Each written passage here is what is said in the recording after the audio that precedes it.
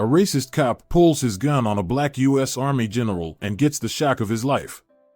Major General Sarah Miller, a decorated veteran of the U.S. Army, decided to spend her rare day off indulging in a little retail therapy. At 42, with her short hair streaked with silver, Sarah radiated authority and discipline.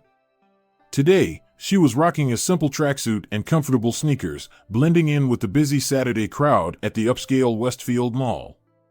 After 2 decades in the military, Sarah had faced countless challenges, from leading thousands of troops in dangerous war zones to negotiating peace treaties.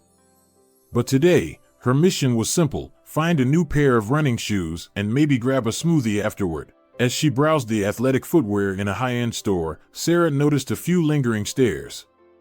She was used to turning heads with her confident demeanor, but these looks felt different. There was a hint of suspicion that made her uneasy. She shrugged it off and continued her search.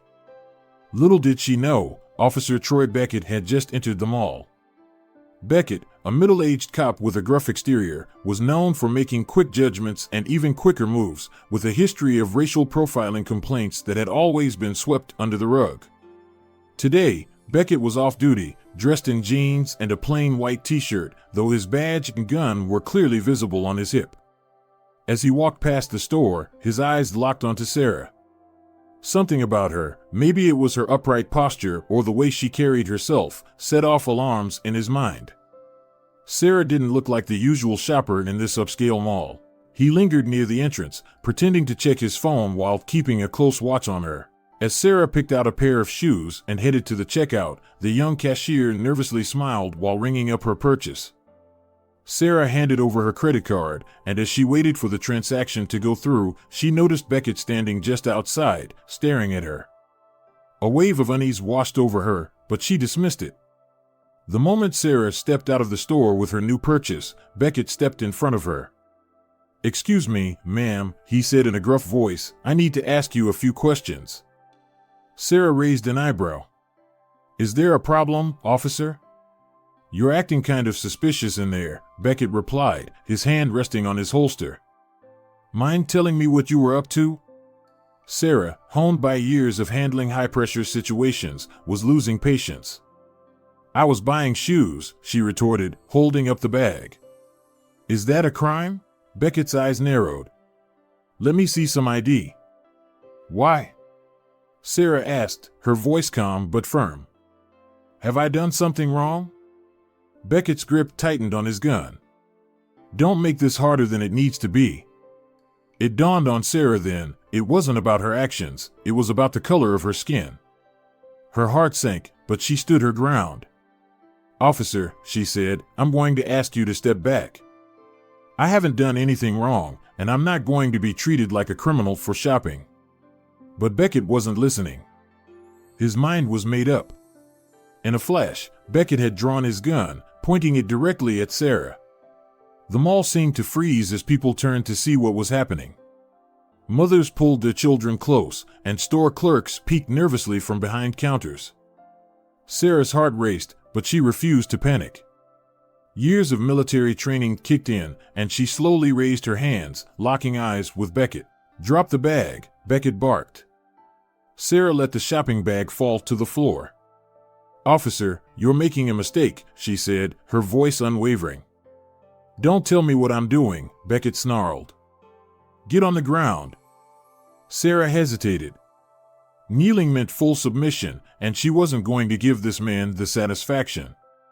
"Officer," she said, "I am Major General Sarah Miller of the United States Army. I suggest you lower your weapon." For a split second, Beckett faltered.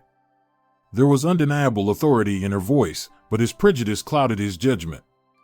"Yeah, right," he scoffed. "Get on the ground, or else." "Or else what?" A voice cut in. A young man stepped forward from the crowd, holding up his phone. "She just said she's a general, dude. You're pointing a gun at a hero." Beckett's face flushed crimson. "Get out of here," he yelled, but the damage was done. More people pulled out their phones, recording the scene. Sarah saw her opportunity. "Officer Beckett," she said, reading his name from his badge, "you're about to make the biggest mistake of your career." Stand down. Beckett hesitated, his hand trembling on his weapon. The murmurs from the crowd grew louder. Do you know who you're pointing that gun at? Someone shouted. Just then, mall security arrived. 2 guards rushed over, their faces pale as they took in the scene. What's going on here? One of them demanded. Beckett didn't answer, but Sarah did. This officer has drawn his weapon on me for no reason, she stated. I want to speak to his supervisor.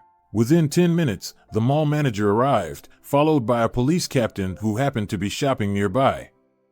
The captain, a middle-aged black woman named Denise Harper, looked at Sarah and her jaw dropped. General Miller, she said, rushing over. What in the world is going on here? Sarah quickly explained the situation, her voice calm but firm. Captain Harper turned to Beckett, her face a mask of fury.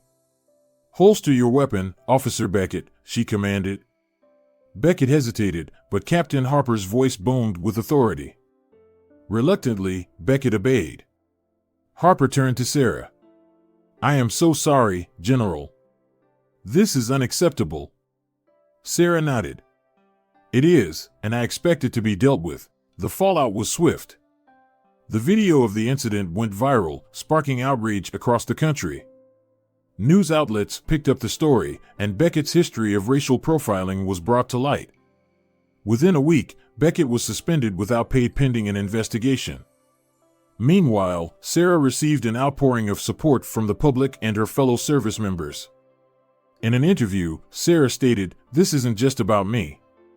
It's about countless others who don't have the rank or the platform to stand up for themselves. This has to stop." The story became a rallying cry for justice, highlighting the dangers of prejudice and the importance of accountability. Major General Sarah Miller's story is a powerful indictment of racial profiling and abuse of power, especially within law enforcement. It demonstrates that, regardless of social status or personal achievements, Black people can still be subjected to discrimination. Sarah's courageous act of standing up for herself and speaking out against injustice has inspired many. The story also underscores the power of community, the crucial role of bystander intervention, and social media in holding those in power accountable. It was the videos recorded by ordinary citizens that helped expose the truth and put pressure on authorities to take action. Ultimately, Sarah Miller's story serves as a reminder that the fight against racism is far from over, and everyone has a role to play in creating a more just and equitable society.